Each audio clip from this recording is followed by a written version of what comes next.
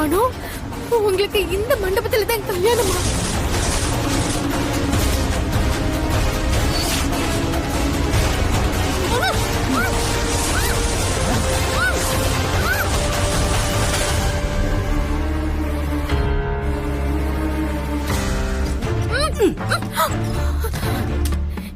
யார் நீங்க? எதுக்கு என்ன இங்க கூட்டிட்டு வந்தீங்க? அத நாங்க கேட்கணும். நீ யாரு, எதுக்கு இங்க வந்த? ஏதோ கல்யாணத்தை நிறுத்த போற மாதிரி போற? ஆமா, நான் இந்த கல்யாணத்தை நிறுத்தத்தான் போறேன்.